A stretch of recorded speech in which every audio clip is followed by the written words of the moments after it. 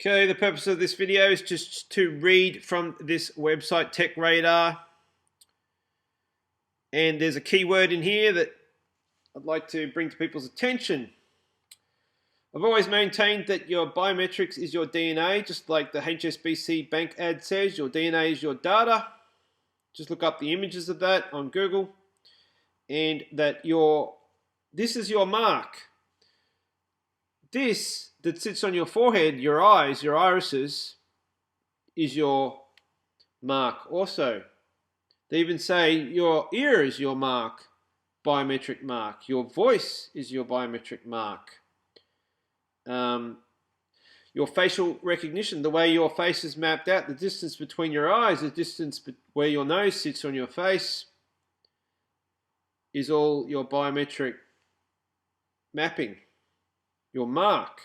What makes you you, what makes me me, and what makes us the eyes and fingers especially, and the hands, the vein patterns in your hands makes every person uniquely different, identifiable, because no two iris patterns are the same and no two fingerprints are the same. So let me continue. Once something brought to life in science fiction films, biometric fingerprint readers, facial recognition systems, retinal scanners, and more have in recent years proven effective in authenticating customer devices and have well and truly hit the mainstream. This has prompted many enterprise organizations to explore biometric authentication as a way to protect sensitive data and to ensure that the right person has access to the right device at the right time, whether that's your mobile phone, your smartphone, tablet, laptop, desktop. It goes on and on. More and more devices coming out every day where it's connected to the internet of all things. However, whilst some information security experts believe biometric technology is the future of digital security, others voice growing concerns about privacy. But before we weigh up the risks and rewards, here's a quick overview.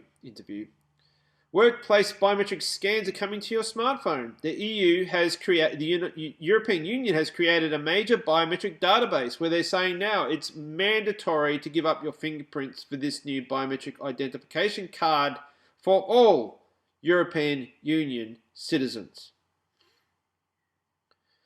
Understanding biometric authentication. To work for identification and access control purposes, biometric markers. Biometric markers. And he causeth all. Revelation 13, 16, verse 16 to 18. He causeth all to receive a mark in the right hand or the forehead. Your eyes sit on your forehead. A mark. Your mark. Merge your mark with the beast. Merge your fingerprint with the machine. Merge your eyes with the machine. Scan those retinas for payments. Don't do that, but that's what they want. To work for identification and access control purposes, biometric markers must be completely unique to an individual, recordable and permanent. Examples of biometric data include a person's unique facial structure, the minute ridges of a fingerprint, the one-of-a-kind patterned iris encircling a pupil in the eye, the unique sound waves of a person's voice or voice print, the geometry of a hand, or the way a person interacts with a computer system, a typing cadence, or mouse usage, for instance. Example. These unique human identities are collected, stored, and matched in a database. Well, they're not getting mine. They might have the voices, but they're not going to get the iris or the fingerprints or the palm scans or any of that, ever. These unique human identities are collected, stored, and matched in a database, providing a secure way for users to log into a host of devices or systems without having to use and remember multiple passwords. That's the catchphrase used over and over and over and over and over and over again. The selling point. The carrot dangled before humanity. You won't have to remember multiple passwords. Oh, it's just taxing my brain. I only have one password, people. One password for everything. 4 digits. Doesn't hurt my brain to remember that. I mean, gosh, go and read the article for yourself. It's quite long. And has anybody noticed that an Australian guy from a sawmill in Queensland just recently took it to court and won? Didn't get his job back, didn't get any money, I'm sure, but he won for the Fair Work Commission, that employees don't have to give up their fingerprints in order to keep their jobs, because the employer wants all of a sudden for the employees to give up their fingerprint to be scanned every morning to log on for work hours. It was a unique case. It was just on the news last week, all over Biometric News. Good on him. Good on him for that bloke that stood up against the system.